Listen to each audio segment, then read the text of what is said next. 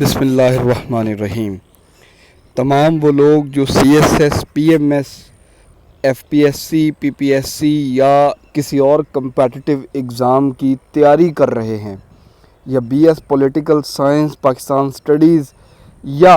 Current affairs کے اندر interested رہتے ہیں، ان تمام لوگوں کے لیے یہ ویڈیو ہائیلی انفارمیٹیو ہوگی اور گراؤنڈ بیسز کے لیے کام کرے گی۔ وہ تمام بچے جو سی ایس ایس کا کرنٹ افیئر یا پی ایم ایس کا پیپر، پاکستان اسٹڈیز کا یا پاکستان افیئرز کا پیپر اٹیمپٹ کرتے ہیں، ان کے لیے کرنٹ ڈائنامکس اور گلوبل پالیٹکس بہت امپورٹنٹ ہوتی ہے۔ اس سب سینیریو کو سمجھنے کے لیے ہسٹری کی انڈرسٹینڈنگ ہمارے لیے امپورٹنٹ ہوتی ہے۔ لہٰذا یہ وار آن ٹیرر کے اندر Pakistan, south Asia, Pakistan India and Pakistan U S Pakistan foreign policy with respect to TTP, with respect to South Asia, with respect to India, with respect to USA, پاک یو ایس ریلیشنز، یہ ہر چیز کو یہ والا لیکچر کور کرے گا۔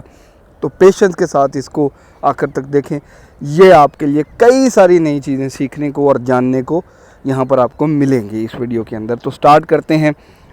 9/11 کا انسیڈنٹ آپ سپوز کر لیں ہو چکا ہے۔ اسامہ بن لادن اور القاعدہ نے ورلڈ ٹریڈ سینٹر کی جو عمارت تھی اس کو اٹیک کر لیا، بہت سارے امریکی مارے گئے ہیں۔ امریکہ کے اندر، امریکہ کے اندر اور یورپین کنٹریز کے اندر، ویسٹ کے اندر ایک افسوس کا، ایک غم کا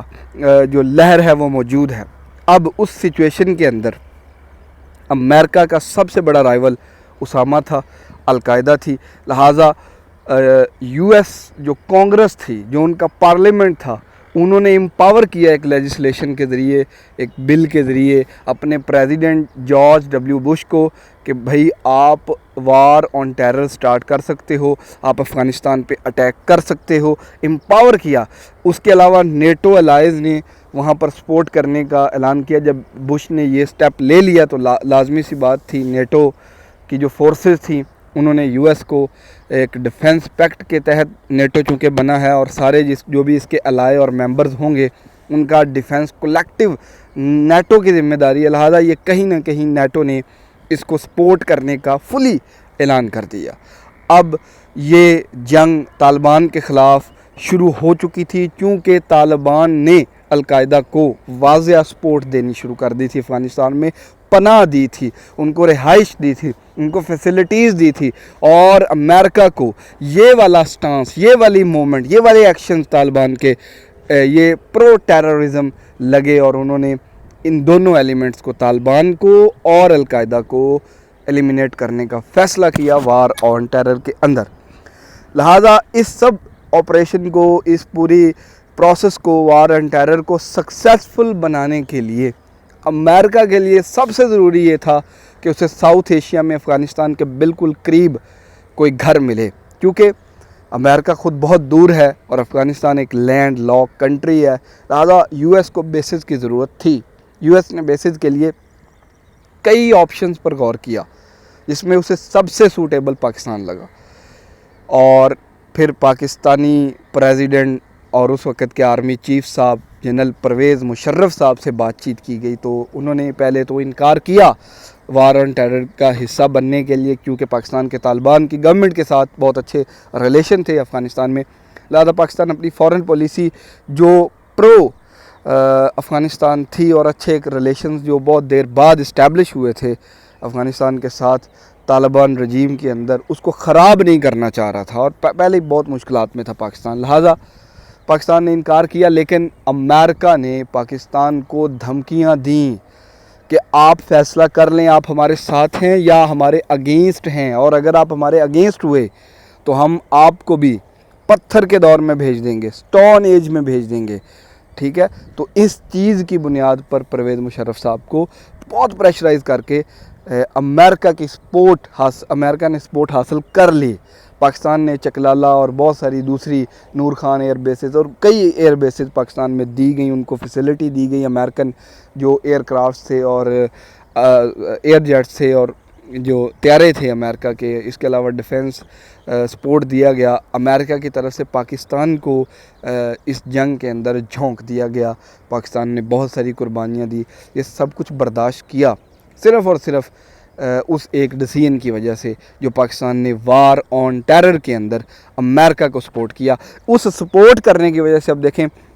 طالبان کی جو گورنمنٹ تھی افغانستان میں وہ پاکستان کے اگینسٹ ہو گئی۔ وہ سارے طالبان جو پاکستان کے لیے ایک سافٹ کارنر رکھتے تھے، محبت رکھتے تھے، ایک پشتون کلچر پاکستان کا وہاں پر کامن تھا، وہ سب الٹ گئے، وہ پھر گئے، وہ ان کے مائنڈ میں پاکستان بطور ایک اینیمی، ایک رائیول اب بس چکا تھا، اور اس کی وجہ سے پھر 2004 5 6 7 8 10 بلکہ 2015 تک آپریشن درب ادب کے بعد بھی، اور اب بھی دوبارہ 2023 کے اندر پاکستان ٹیررزم فیس کر رہا ہے۔ یہ وہی سارے ڈیسیژنز ہیں، یہ وہی ساری پالیسیز ہیں، یہ وہ ان سب چیزوں کی کنٹینیویشن ہے۔ پاکستان اور امریکہ کے اگر ہم ریلیشنز کو دیکھیں تو وار آن ٹیرر کے بعد جب پاکستان نے امریکہ کو سپورٹ کرنا شروع کر دیا، وہی امریکہ جو 1998 کے حملوں کے بعد پاکستان نے جو ایٹمی دھماکے کیے، ایٹمی جو پاکستان کے نیوکلیر پروگرام تھا، اس کے بعد بہت زیادہ پاکستان کے اگینسٹ تھا۔ اکنامک جو تھی وہ پاکستان کے اوپر اکنامک کمپلجنز لگا رکھی تھی، انہوں نے اکنامک بہت کنڈیشنز، ریسٹرکشنز لگا رکھی تھیں، بہت پابندیاں تھیں۔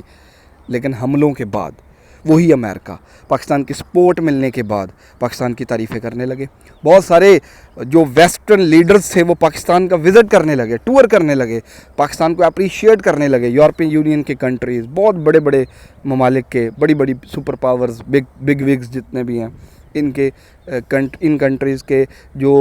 سربراہان ہیں انہوں نے پاکستان کو بہت سراہا، تعریفیں کی۔ لیکن یہ سب رہا ایک شارٹ پیریڈ کے لیے۔ 2008 کے اندر جب پاکستان پیپلز پارٹی دوبارہ گورنمنٹ میں آتی ہے تو بہت سارے ایشوز آتے ہیں، پاکستان اور یو ایس کے ریلیشن خراب ہو جاتے ہیں۔ جیسے اس سب کے بیچ میں 2005 یا 4 کے اندر جو ایشو بن چکا تھا کہ پاکستان کے ڈاکٹر عبدالقدیر خان صاحب نے لیبیا کو، نارتھ کوریا کو اور ایران کو کچھ امپورٹنٹ سیکرٹس دی ہیں نیوکلیئر سسٹم کے حوالے سے۔ اس کے علاوہ میمو گیٹ سکینڈل آتا ہے، ڈرون اٹیک کا ایشو آتا ہے، حقانی نیٹ ورک کا ایشو آ جاتا ہے۔ اس طرح کے کئی ایسے ایشوز ہیں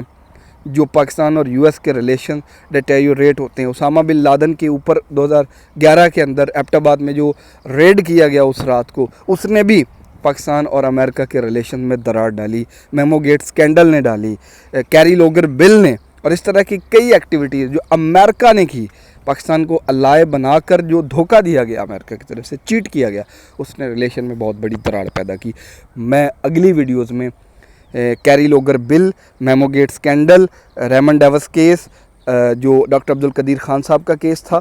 اس کے علاوہ Osama bin Laden Abbottabad operation, اور جو دیگر وجوہات تھی پاکستان اور امریکہ کے ریلیشنز کمزور ہونے کی، خراب ہونے کی،